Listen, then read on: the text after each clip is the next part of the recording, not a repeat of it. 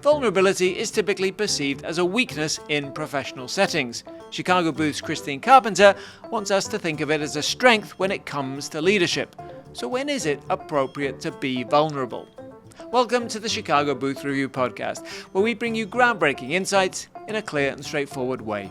I'm Hal Weitzman. Today, Christine Carpenter talks to us about the benefits of showing vulnerability. So how can you show vulnerability without coming across as out of your depth or incompetent? Christine Carpenter, welcome to the Chicago Booth Review podcast. Thank you. Thanks for having me. Well, we're delighted to have you, and we brought you here to talk about vulnerability and why vulnerability is not necessarily a bad thing, but a good thing. And I know that a lot of our MBA students here at Chicago Booth think of vulnerability and emotions, and as they think of them as weaknesses in a professional setting. Why do you think there's such a kind of big push in our business culture for leaders to have this kind of flawless competence? What's driving that? Yeah, well, I think it comes from a lot of different sources. I think that we are very socialized to present as kind of perfect, especially in academia, especially in the business world, flawless, as you said. And then, I mean, how far back do you want to go? I think a lot of it has roots in, cultural messaging, gendered messaging.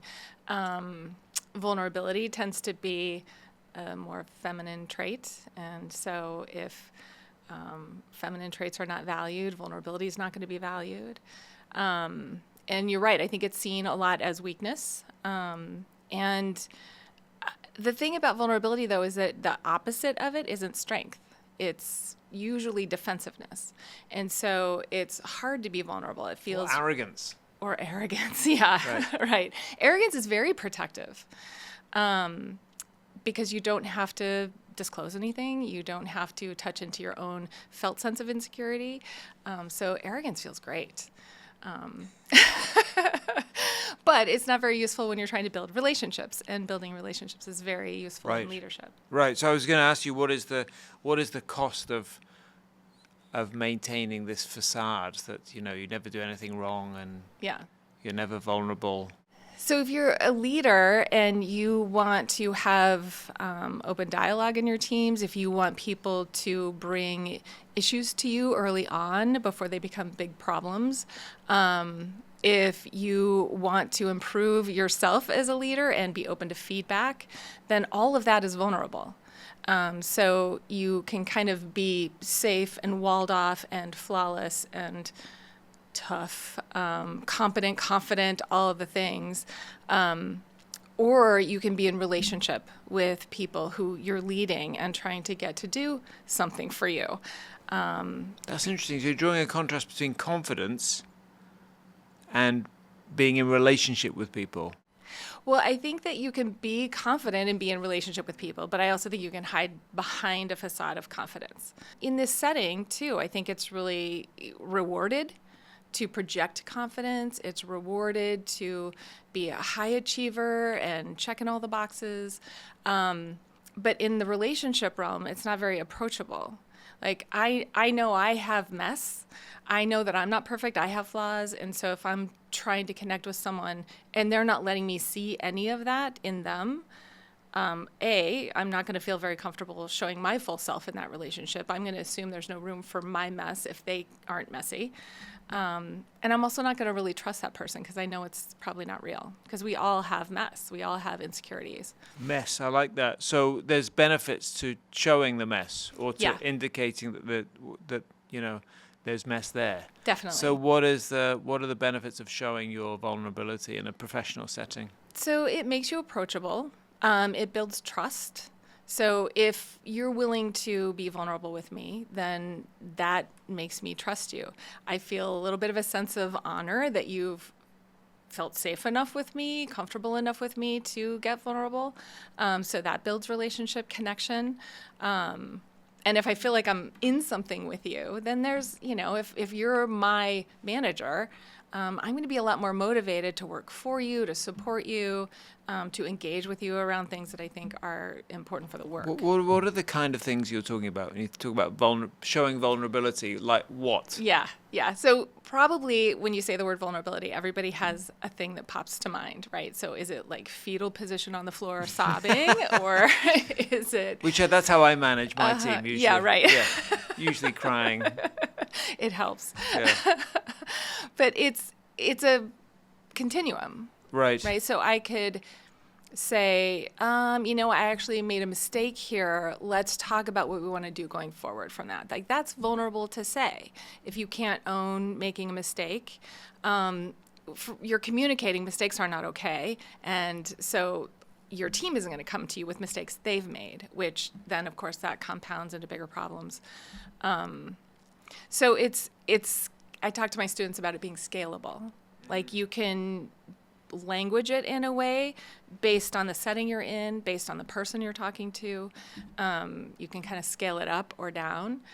But if you're communicating openness, if you're communicating, you're kind of modeling it, actually. You're modeling, here's how I'm going to be with you, and that makes it okay for you to be that way with me. Okay, so admitting mistakes that you've made and focusing on the future would be one way. That's one way. Give me another example or two, please. So saying that you don't know the answer, right? Again, knowing, being an expert, never getting it wrong is really rewarded in these settings and in our society in general, I think. But if you can say, I actually don't know.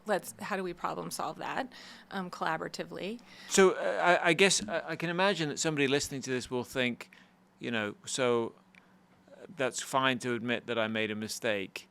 When you start talking about I don't know, then I can appear incompetent, right? There's a danger that I get found. A lot of people have imposter syndrome. They're worried about getting found out. They're worried that if they say I don't know, it means I don't know what the hell I'm talking about. I really shouldn't be in this position. I don't deserve this, and then they start spiraling. So what's the line between sort of being vulnerably honest and transparent versus being unqualified?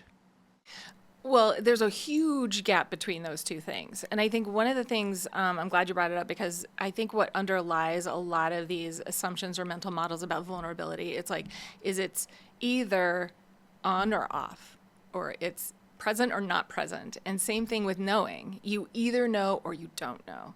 And there's a huge gray area between knowing everything and being incompetent. And so most of us fall in this vast middle range.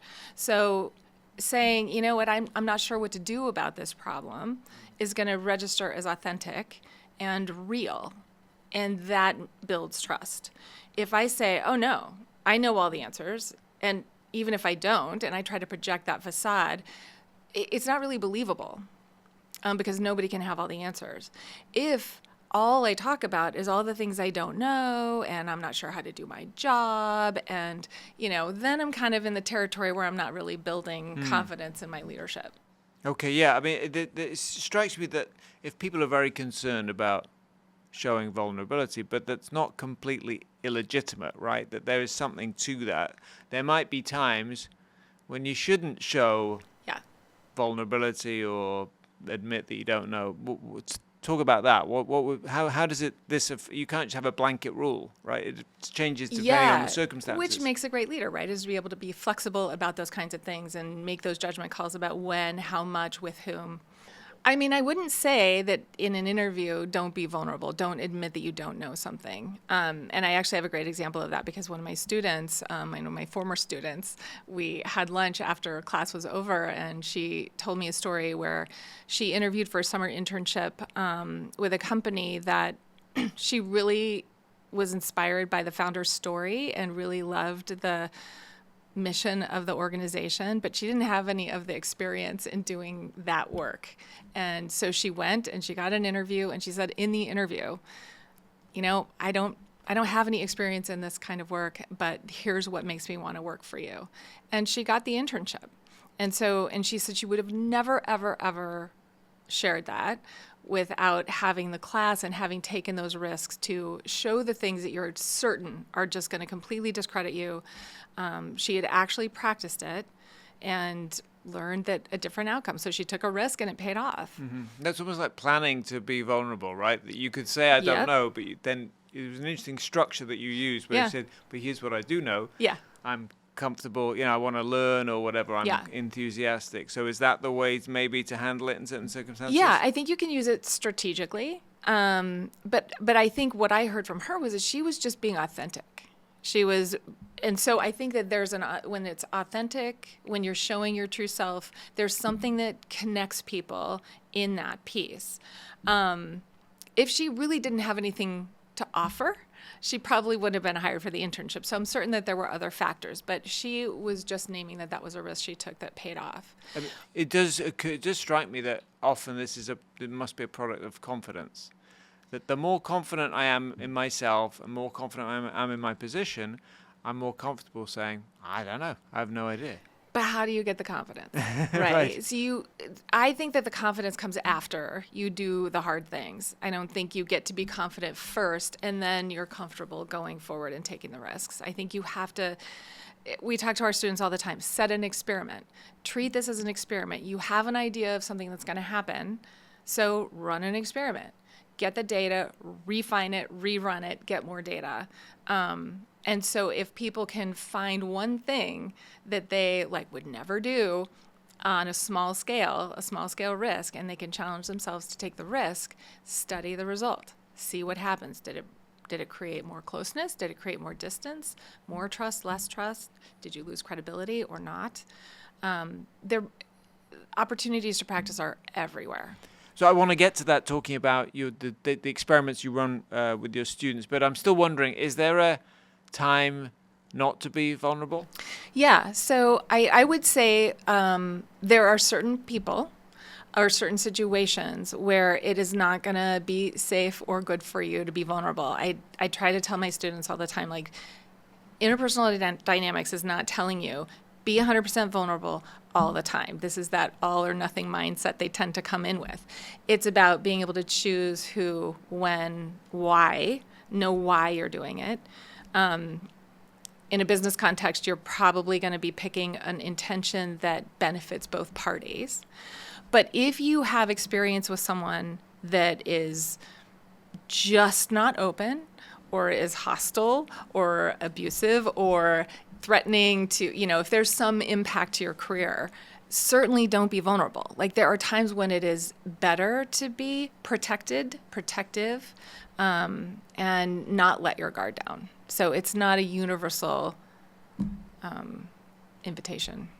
Christine Carpenter, in the first half we talked about vulnerability, and you mentioned how you encourage your students in your classes at Chicago Booth to be vulnerable and to think about how they're going to use that, what their preconceptions are, and then test those preconceptions or assumptions, and then gather some information about what they learn. So tell us more about those experiments. What kind of thing do you encourage people to do, and what do they learn from doing them? So we really encourage people to say, what is true for you right now in this moment? So we are always trying to get them to engage in what we call level 5 conversation. So it's the deepest level of conversation where I'm having a feeling toward you in this moment right now.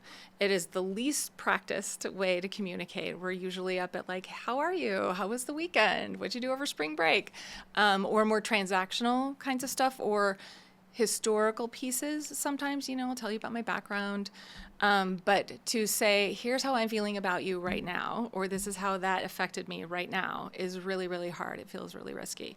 And so an experiment is, let's say someone just frustrated you. And you could never say that, right? Because what if they get angry? What if it ruins the relationship? And so make an experiment out of it. So when you feel frustrated, make sure you say something and see how it landed with them. And most of the time, what they will hear is, wow, I'm really glad that you told me that, because now it's interpersonal. Now, if you're distancing from me or you're making choices about our relationship because you're frustrated with me and I don't know about it, then it affects something that's important to me and I don't get a vote in it. So if you tell me you're frustrated, I can try to understand it better. We can get clarity and move forward without this kind of baggage in the middle of our relationship. Interesting. So in that case, a vulnerability might actually lead to I wouldn't say confrontation, but lead to a tense or the sort of exchange you would normally avoid. Yeah. Well, yeah, but why do we normally avoid it? The cost of avoiding difficult conversations is enormous, both in emotional well-being, but even in bottom lines in the corporate world. Because unspoken conflict, unspoken tension, nobody's naming the thing that everybody knows, is very costly. Okay, so you said you encourage the students to do these experiments. Tell us about some of the more memorable results that you've had over the years. A lot of times there is huge transformation around connecting across difference, where people feel so different from each other, or they'll have an interaction in, we call it T group, training group, which is the experiential part of interpersonal dynamics, that there's a huge misunderstanding. And we're not trying to get to who's right. There's no right and there's no wrong, because we're only talking about our own experience. We're not talking about ideas or opinions or academic, type conversations. So if I tell you that hurt my feelings, you can say, no, it didn't, right? It's not debatable, really. And so if two people are in a conversation and they misunderstand each other, then the tendency is like to withdraw and to protect up and to kind of distance. But ID encourages them to keep coming back, get more data, learn about what's going on the other person's side of the equation. Because in the absence of that actual information, we just make up our own stories about it. And so it's not necessarily that what happened, what was said, is causing the feeling. It's what I think about what was said, or what I'm assuming it means. And so if you keep talking, those assumptions get cleared up. And without your intervention, people just, they typically would avoid those kinds of conversations? Yeah. Okay, yep. So a lot of it has to do, it sounds like, with avoiding avoidance. Yeah. Or challenge, whatever the opposite is. Yeah, going to the thing that you really don't want to do. Yeah. Okay, so it's both a vulnerability of showing vulnerability, but also kind of admitting your own weaknesses and sort of confronting them. Fascinating. Yeah. All right, I know that many people will be listening to this and thinking, okay, so you did it with students. What do you advise me to do? What are some ways that people can, a small, low-risk way that people can begin practicing being more vulnerable, being more transparent, and noticing the benefits? And maybe we can all do an experiment like you're talking about, where do people actually write down what they expect will happen? How do they do the hypothesis and that kind of thing? Well, it's sort of, I don't know that they write it down. Well, in the class they write it down, right? Because it's all their homework, and they write a journal after every class, and they have a journal coach that's telling them, what do you think about this, and what do you want to do with that next T group? So it's very structured in that way. But for you or anybody listening, it's really about risk. Like, do you go through your day most of the time just kind of feeling comfortable doing things on automatic pilot? If you want to challenge yourself, look for opportunities to say a thing that you wouldn't normally say, say a feeling word in a reaction that you wouldn't normally insert, and just test it out. Feelings are by definition vulnerable. So you can say, that makes me feel close to you. That is a vulnerable statement. So even positive feelings can feel vulnerable because it opens you up in a way. So you could start with the positive ones if you're not sure. It's like toes in the water a little bit. But you could start saying things like, and if the feeling words feel too big or too taboo in whatever setting or with whatever person, you can say that kind of didn't sit well with me. Mm-hmm. Or you can code it a little bit. But if you know what the feeling is, your feelings point to your needs, and they will guide the choices you make next. So if you're aware of the actual emotion, whether it's hurt, fear, anger, it's very useful to know. And then you can choose to respond from that place or do something different, whether you actually name the feeling to the other person or not. Okay, so it sounds like a basic thing is to start using more these feeling words. And the introductory phase, positive ones. Second phase is more negative ones. Yeah, I mean, negative in the sense that, like, anger, frustration, irritation tend to be characterized as negative emotions, but all emotions are positive. All emotions are good. There is no such thing as a bad emotion. Okay, so we should be just as happy to say I'm happy, just as we should be to say I'm furious. I don't think you have to feel any way about saying whatever you're saying. It doesn't have to be easy to say it, I or see. you don't have to like saying it. But test it out and see what happens. It will build your relationships. Okay, well, Christine, I'm happy that you came on the Chicago Booth Review podcast. I feel happy. I feel that you came happy on. too, and Okay, I feel good. flattered to be invited. Wonderful. Thank Thanks you. very much for coming on the CBR podcast. Thanks for having me.